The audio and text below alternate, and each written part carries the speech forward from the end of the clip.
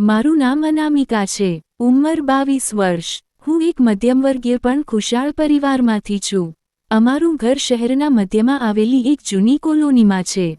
ઘર મોટું તો નથી, પરંતુ એટલું ચોક્કસ છે કે તેમાં પ્રેમ અને આપણપણું સરળતાથી સમાઈ જાય. પપ્પાનું નામ છે અરુણ વર્મા. તેઓ બેંકમાં મેનેજર છે, કડક સ્વભાવના, પરંતુ દિલથી બહુ જ નરમ.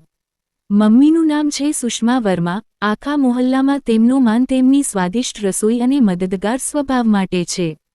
મારી નાની બહેન છે રિયા. ઉંમર 19 વર્ષ, હાલ કોલેજમાં ભણે છે.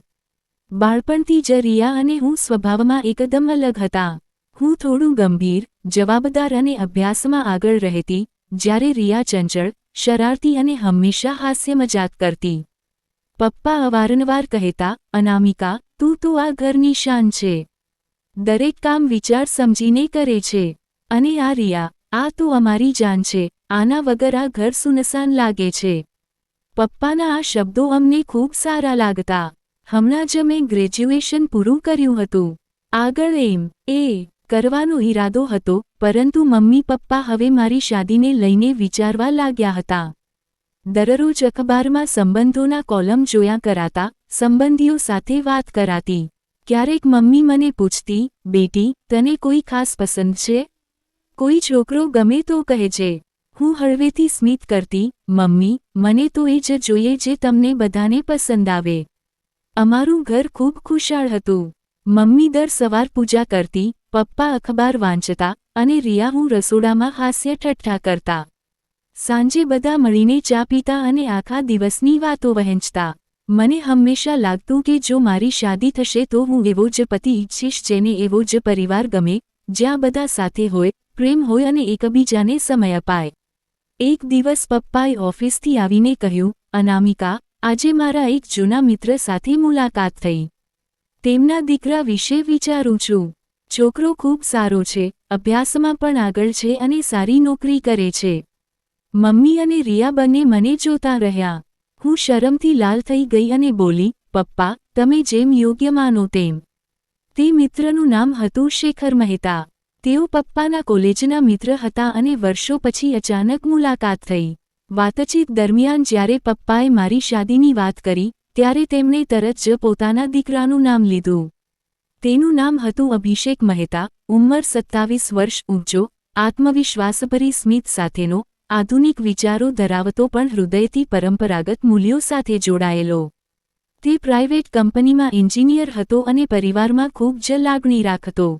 પપ્પા જ્યારે તેની વાત કરતા, ત્યારે મમ્મીની આંખોમાં સંતોષ હતો અને મારા ચહેરા પર હળવી લાજ. ત્યારે રિયા શરારતથી બોલી, દીદી, લાગે છે જીજાજી મોટા હીરો ટાઈપ હશે. થોડા જ દિવસોમાં અભિષેક પોતાના માતા પિતાની સાથે અમારા ઘરે આવ્યો. તે દિવસે હું ખૂબ ગભરાયેલી હતી. મમ્મીએ મને ગુલાબી સાડી પહેરાવી અને રિયાએ ચૂપકે મારી આંખોમાં કાજલ લગાવી દીધું. જ્યારે અભિષેક પહેલીવાર ઘરમાં આવ્યો, તેની નજર એક પળ માટે મારા પર અટકી ગઈ. તેની સ્મિતમાં એવી સાદગી હતી કે મારા મનની ગભરાહટ ઓછી થઈ ગઈ. રિયાએ હાસ્ય મજાકથી માહોલ હળવો કરી દીધો. મારી પાસે પણ થોડા પ્રશ્નો પૂછવામાં આવ્યા, મારી અભ્યાસ, શોખ અને સપનાઓ વિશે. ત્યાર પછી અભિષેક હળવી સ્મિત સાથે બોલ્યો, હું ઘણું કંઈ નથી ઈચ્છતો, ફક્ત મારી પત્ની મારી સખી જેવી હોવી જોઈએ, જેથી હું મારી દરેક ખુશી અને દરેક ચિંતા તેના સાથે વહેંચી શકું. તેની આ વાત સાંભળીને મારા દિલમાં કોઈ તાર જણજણાવી ઉઠ્યો. તે મુલાકાત પછી બંને પરિવારો રાજી થઈ ગયા. મને લાગ્યું કે બધું જલ્દી થઈ રહ્યું છે, પરંતુ અજીબ વાત એ હતી કે મનમાં કોઈ ભય નહોતો, પરંતુ દર રાતે જ વિચાર આવતો, હવે મારી જિંદગીમાં એક નવો સાથી આવવાનો છે. હવે ઘરનું વાતાવરણ લગ્નની તૈયારીઓથી બદલાઈ ગયું હતું. રિયા દરેક સમયે કંઈકને કંઈક સૂચન આપતી, દીદી, આ સાડી તો તમારી ફેવરિટ છે, એ મહેંદીમાં પહેરી લેવી. આ ગીત હું પોતે ગાઈશ, તમે ફક્ત નાચજો.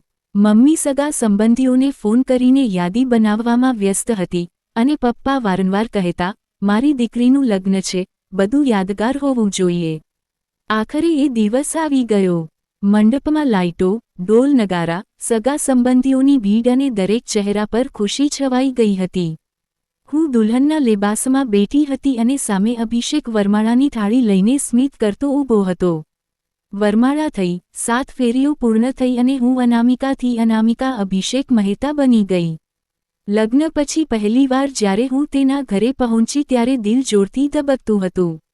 લગ્નના થોડા જ દિવસોમાં મારી જિંદગી નવા રંગોથી રંગાઈ ગઈ. પહેલીવાર માયકાથી દૂર રહેવું સરળ નહોતું, પણ અભિષેકની હાજરીએ દરેક મુશ્કેલીને સરળ બનાવી દીધી. તેનું ઘર બહુ મોટું નહોતું, પરંતુ સ્વચ્છ અને અપનાવાથી ભરેલું હતું. તેની મમ્મી ખૂબ જ પ્રેમાળ અને સ્નેહાળ હતી, અને પપ્પા થોડા કડક પરંતુ દિલથી સાફ હતા.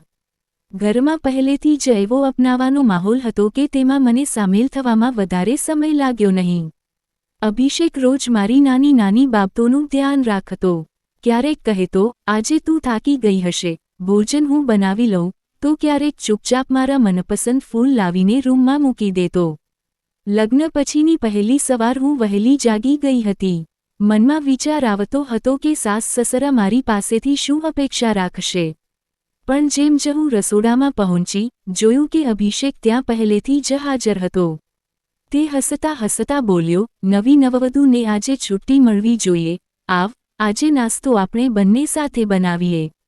એ દિવસે અમે બંનેએ મળીને આલુના પરાઠા બનાવ્યા અને જ્યારે સાસ સસરાએ સ્મિત સાથે ખાધા, ત્યારે મારા દિલમાંથી સારો ડર દૂર થઈ ગયો. હા, આ ઘર મારું પણ છે. અભિષેકનો સ્વભાવ ખૂબ જ રોમેન્ટિક હતું. ક્યારેક અચાનક બાલ્કનીમાં બોલાવીને કહી દેતો, તારા જેવી તારાઓ જેવી ચમકતી છે, તો ક્યારેક નાની નાની ચિઠ્ઠીઓ લખીને મારા તકિયા નીચે મૂકી દેતો, તું છે એટલે દરેક દિવસ તહેવાર છે. લગ્ન પછીની અમારી જિંદગી ફિલ્મી કથાની જેમ લાગતી હતી, જ્યાં દરેક સવાર નવી આશા લઈને આવતી અને દરેક રાત નવી હાસ્ય છોડી જતી. ત્યારે પણ ક્યારેક માયકાની ખૂબ યાદ આવતી, રિયાની શરારતો, મમ્મીની રસોડાની સુગંધ અને પપ્પાની કડક વાતો દિલને ખેંચી લાવતા. જ્યારે પણ હું ઉદાસ થતી, અભિષેક તરત સમજી જતો. એકવાર તો તેણે અચાનક કહ્યું, ચાલ, આજે તને માયકા લઈ જઈએ, બધાને સરપ્રાઇઝ આપી દઈએ. અને ખરેખર, કોઈ તૈયારી વગર તેણે મને કારમાં બેસાડીને માયકા પહોંચાડી દીધું. મમ્મી પપ્પાની આંખોમાં ખુશીના આંસુ આવી ગયા અને રિયા મને જોરથી ઝપટીને બોલી, દીદી, કહ્યા વગર આવી ગઈ? કેટલી યાદ આવી રહી હતી. અભિષેક ફક્ત રોમેન્ટિક જ નહોતો, પણ ખૂબ જ જવાબદાર પણ હતો. ઓફિસથી મોડી રાત્રે આવ્યા બાદ પણ મારી સાથે બેઠો રહેતો, આખા દિવસની વાતો કરતો અને મારા સપનાઓ વિશે ચર્ચા કરતો. એકવાર બોલ્યો, તું એમ કરવી છે ને, હું ઈચ્છું છું કે તું જરૂર અભ્યાસ આગળ વધાર, હું હંમેશા તારા સાથે છું. ધીરે ધીરે મેં સસુરાલમાં બધાનું દિલ જીતી લીધું. સાસ ઘણીવાર કહેતી, અનામિકા, તું આ ઘરમાં રોનક ભરી દીધી છે, અને પપ્પા સ્મિત સાથે કહેતા, બેટા, તું અમારી વહુ નહીં, દીકરી છે. અમારી લગ્નજીવન ખૂબ સુંદર રીતે આગળ વધતું હતું. કેટલાક મહિના ખૂબ જ સારા ગયા, દરેક દિવસ નવો ઉત્સાહ અને નવો અનુભવ લઈને આવ્યો. પરંતુ કહે છે ને, જિંદગી ક્યારેય એક જ લયમાં નથી ચાલતી. અચાનક એક સવારે મને અજીબ પ્રકારની કમજોરી અનુભવાઈ, શરીર ભારે લાગવા લાગ્યું અને ઊંચો તાવ ચડી ગયો. સાસુમાએ તરત જ ડોક્ટરને બોલાવ્યા. તપાસ કર્યા પછી ડોક્ટરે કહ્યું, આગામી કેટલાક અઠવાડિયા સુધી આરામ બહુ જ જરૂરી છે. વધારે થાક અને વધારે કામ એકદમ નહીં. આ સાંભળતા જ મારા મનમાં ચિંતા બેસી ગઈ, ઘરના બધા કામકાજ કોણ કરશે? બધાને તકલીફ પડશે. પણ એ જ પળે અભિષેકે મારો હાથ પકડીને સ્મિત સાથે કહ્યું, તને ફક્ત આરામ કરવો છે, બાકી બધું હું અને માં સંભાળી લઈશું. અભિષેક રાત દિવસ મારી સંભાળ લેતો. ઓફિસથી પાછો આવીને મારા માટે સૂપ બનાવતો, દવાઓ આપતો અને કપાળ પર ઠંડા પટ્ટા મૂકતો, પરંતુ તેની આંખોમાં ચિંતા સ્પષ્ટ દેખાતી જ રહેતી. એક સાંજે તેણે માને કહ્યું, માં, અનામિકાને આરામ જોઈએ. મને લાગે છે કે જો રિયા થોડા દિવસ માટે આવી જાય તો સારું રહેશે. એ દીદીનું મન પણ લગાડી દેશે અને મદદ પણ થઈ જશે. માં રાજી થઈ ગઈ, પપ્પાને ફોન કર્યો અને બીજા જ દિવસે રિયા અમારા ઘરે આવી ગઈ. તેને જોઈને મારી આંખોમાં ચમક આવી ગઈ. હું પથારીમાં બેઠી હતી અને તે દોડી આવીને બોલી, દીદી, કેવી છો? આટલા દિવસોમાં બીમાર થઈ ગઈ? મને પહેલાં શા માટે નહીં કહ્યું? તેણે મને ભેળવીને કપાળ પર હાથ ફેરવ્યો, તો મારી આંખો ભીની થઈ ગઈ. તું આવી ગઈને, હવે બધું સારું થઈ જશે.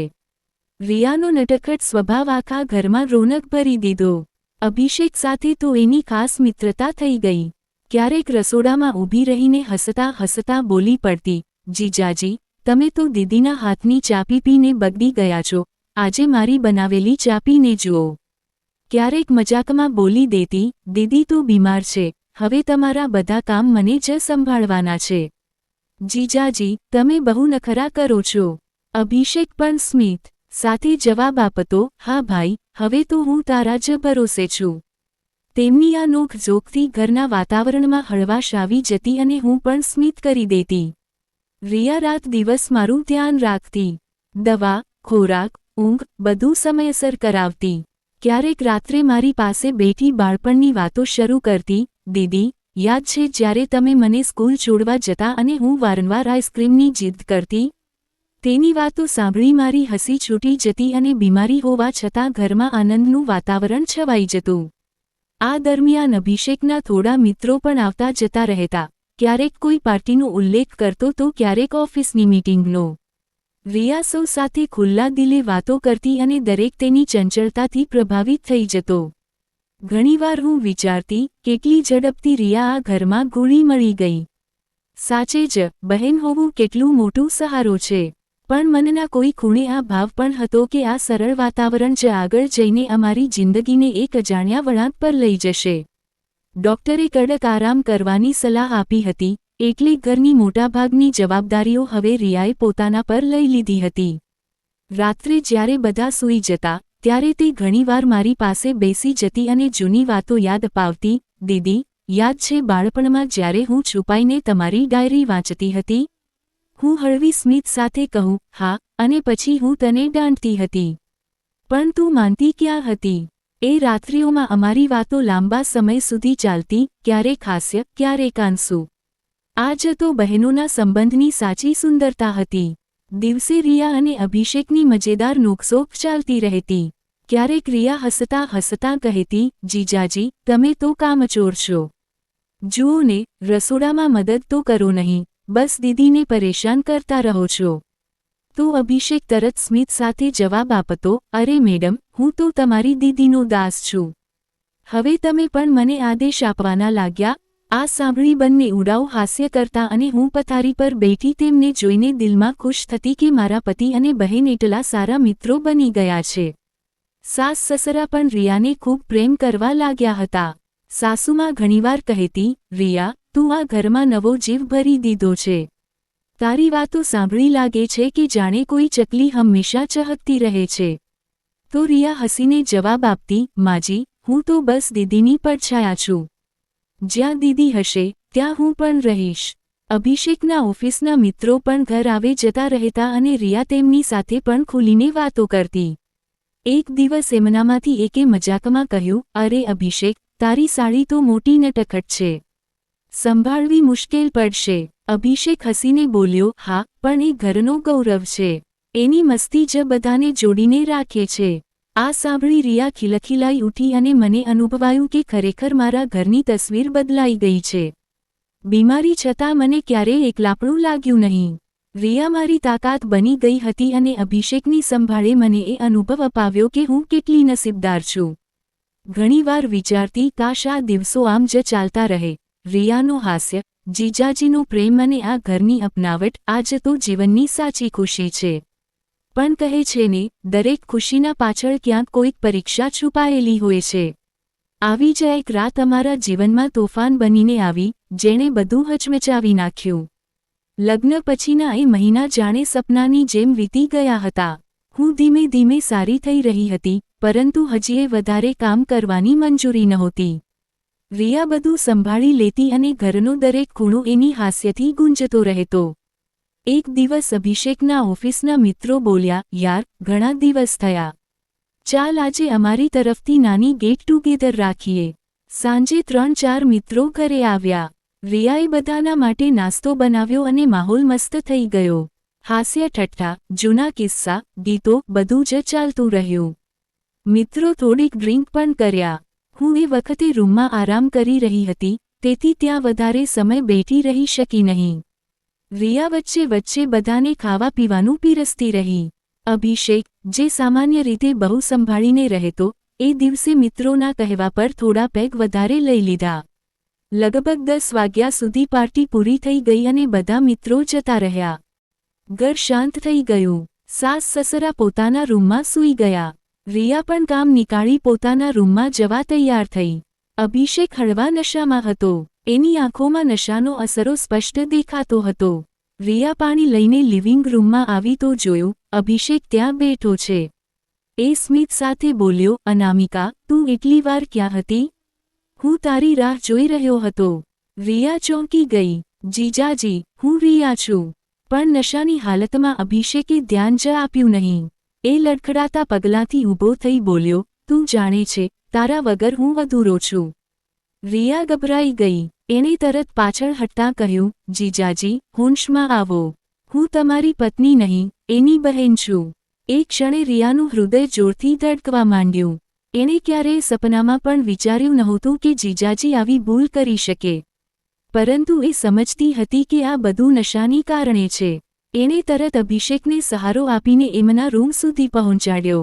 જીજાજી, તમે હમણાં સૂઈ જાઓ. કાલે બધું ઠીક થઈ જશે.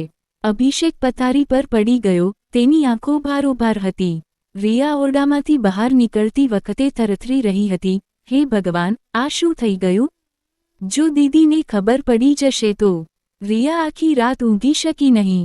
મનમાં ડર, શરમ અને ભારે ઉલઝન.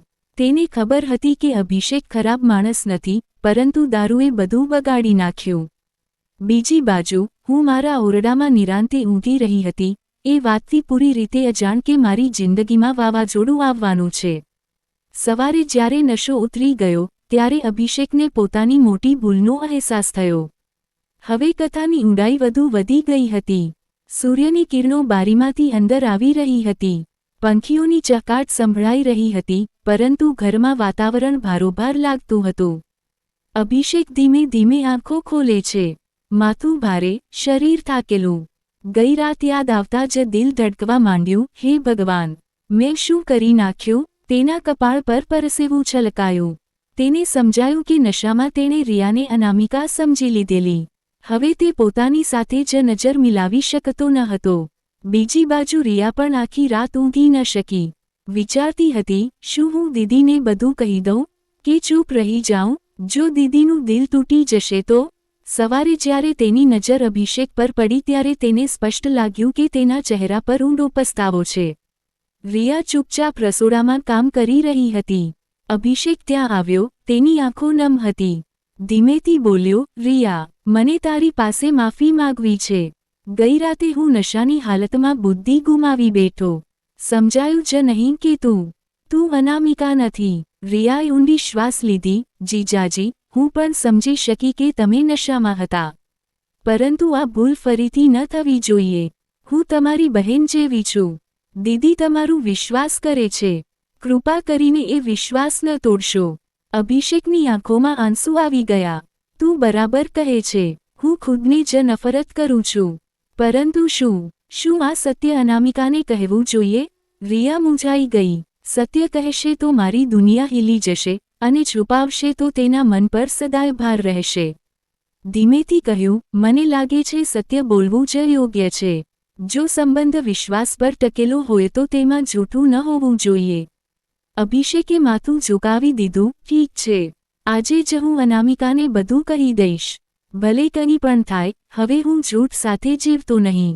સાંજે હું ઓરડામાં પુસ્તક વાંચી રહી હતી. અભિષેક આવ્યો. તેનો ચહેરો ઉતરી ગયેલો. અનામિકા, મને તારી પાસે કંઈક કહેવું છે. હું ચોંકીને પૂછ્યું, શું થયું? એટલા પરેશાન કેમ લાગો છો? તેની આંખોમાં આંસુ હતા. ગઈકાલે મેં એક મોટી ભૂલ કરી. નશામાં રિયાને તારી જગ્યાએ સમજી લીધી.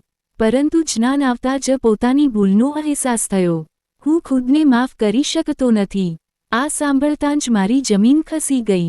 આંખો ભીની થઈ ગઈ. શું તું કહે છે કે તું રિયાને? તે તરત બોલ્યો, ના અનામિકા.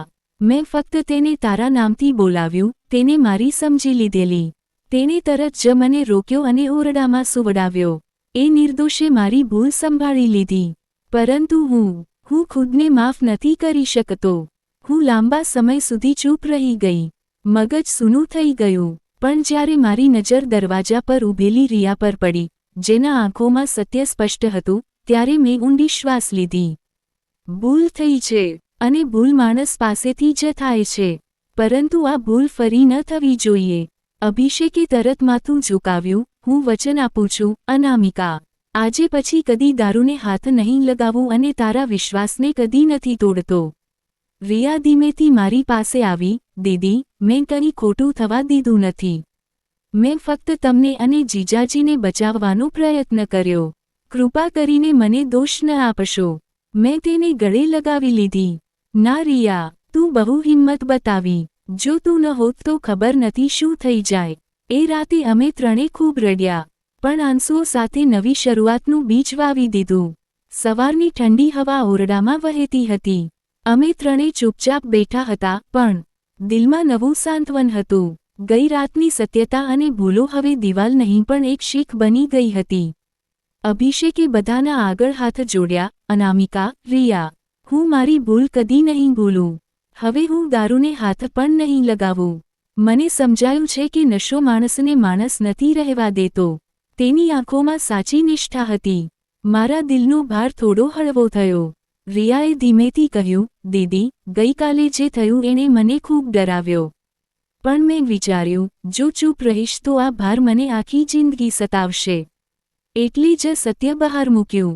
હું ઈચ્છું છું કે આપણા જીવનમાં કદી જૂઠ કે ડર ન રહે. મેં તેના માથા પર હાથ રાખ્યો અને સ્મિત કર્યું. રિયા, તું બરાબર કર્યું. તું મને અને આ ઘરને તૂટવાથી બચાવી લીધું. પછી મેં ઊંડો શ્વાસ લીધો અને અભિષેક તરફ જોયો. અભિષેક, મને ખબર છે કે માણસ ભૂલ કરે છે, પરંતુ જે પોતાની ભૂલ માનીને તેને સુધારવાનું વચન આપે, એ જ સાચો માણસ છે. આજે પછી આપણે ત્રણે મળીને આ ઘરને ખુશીઓથી ભરશું. પરંતુ યાદ રાખજે, વિશ્વાસ એકવાર તૂટી જાય તો પાછું જોડાવવું મુશ્કેલ બને. અભિષેકે તરત મારા હાથ પકડી લીધા. હું કદી આ વિશ્વાસને નથી તોડતો, અનામિકા. એ રાતે પહેલીવાર ઘરમાં ભાર નહોતો. રિયાએ હસીને ચા બનાવી, અભિષેકે મસ્તીમાં મદદ કરી, અને હું જોયા કરતી રહી. અમે ત્રણે સમજ્યા કે સંબંધોની સાચી મજબૂતી વિશ્વાસ અને મર્યાદામાં છે. સંબંધો જૂઠ અને ડર પર નહીં, પરંતુ વિશ્વાસ અને ઈમાનદારી પર ટકેલા હોય છે. તે દિવસ પછી અમારી જિંદગી બદલાઈ ગઈ. અમે અમારા સંબંધને વધુ મજબૂત બનાવ્યો અને દરરોજ નવી શરૂઆત કરી. મિત્રો, આ વાર્તાએ શીખવ્યું કે જીવનમાં ભૂલથી પણ સંબંધો તૂટી શકે છે, પરંતુ સત્યતા અને વિશ્વાસ તેને બચાવી લે છે. તમારા મત મુજબ સંબંધોની સૌથી મોટી તાકાત શું છે?